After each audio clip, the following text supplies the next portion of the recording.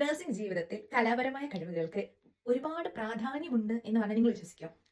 എനിക്ക് വിശ്വസിക്കണം. ഞാൻ പറഞ്ഞുതരാം. നഴ്സിംഗ് പഠിക്കുമ്പോൾ എക്സാമിനും നമ്മൾ ക്വസ്റ്റ്യൻസിന്റെ ആൻസേഴ്സിനെ കണ്ട് അതായത് നമ്മുടെ കഴിവ് തെളിയിക്കേണ്ടത് കലാപരമായിട്ടാണ് ആ പേപ്പറുകൾ. ഓക്കെ, ഞാൻ പഠിച്ചത് ഹൈദരാബാദാണ്. ആൻസേഴ്സ് ചെയ്താൽ ടൈം കിട്ടിയില്ലെങ്കിലും ഞങ്ങൾ ഏറ്റവും കൂടുതൽ ചെയ്തുകൊണ്ടിരുന്നത് പടം വരയ്ക്കുക. അതായത് സൂര്യൻ നടുക്ക് നിൽക്കുന്നു, അധികം സൂര്യകിരണങ്ങൾ ഇങ്ങനെ പോകുന്നു, അവിടെ ഓരോരോ കണ്ടന്റ് എഴുതുന്നു. ഒരു മരം വരുന്നു, മരത്തിന്റെ പല ബ്രാഞ്ചസ് ആയിട്ട് സാധനങ്ങൾ പോയിട്ട് അതിൽ വട്ടം വരച്ച് സാധനം എഴുതുന്നു. അത് കഴിഞ്ഞ് ചെടി ചട്ടിയിൽ നിന്ന് ചെടി വരുന്നു, ചെടിയുടെ ലീവ്സിൽ ഓരോരോ സാധനം പോകുന്നു. പിന്നെ മാനം സ്കൈ വരയ്ക്കുന്നു, സ്കൈയിൽ ക്ലൗഡ്സ് ഇങ്ങനെ ഒഴുകി നടക്കുന്നു, അതിൽ ഓരോരോ സാധനം.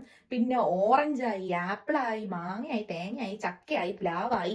അങ്ങനെ ഒരു വല്ലാത്ത ജീവിതമായിരുന്നു നഴ്സിംഗ് ജീവിതം എന്ന് പറയുന്നത്. 1ാം ക്ലാസ്സിലോ 2ാം ക്ലാസ്സിലോ 3ാം ക്ലാസ്സിലോ വരെ ഡ്രോയിങ് എന്ന് പറഞ്ഞൊരു സബ്ജക്റ്റില് കഴിഞ്ഞിട്ട് +2 കഴിഞ്ഞ് മാത്സ് എടുക്കാൻ വയ്യ എന്നൊരു കാരണത്താൽ നഴ്സിംഗ് എടുത്ത പല ആൾക്കാരും കാണും.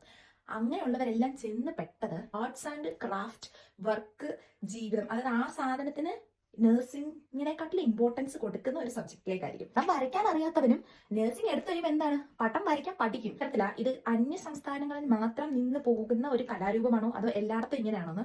സോ നഴ്സിംഗ് പഠിച്ചുകൊണ്ടിരിക്കുന്ന അല്ലെങ്കിൽ നഴ്സിംഗ് പഠിച്ചു കഴിഞ്ഞ ആൾക്കാരാണെങ്കിൽ ഇത് കമന്റ് ചെയ്യുന്നുണ്ടെങ്കിൽ നിങ്ങളുടെ ജീവിതത്തിൽ, അതായത് നിങ്ങളുടെ നഴ്സിംഗ് ലൈഫിൽ കലാപരമായ സൃഷ്ടികൾക്ക് എത്രത്തോളം ഇമ്പോർട്ടൻസ് ഉണ്ടായിരുന്നു എന്ന് ഡു കമന്റ് ഗൈസ്.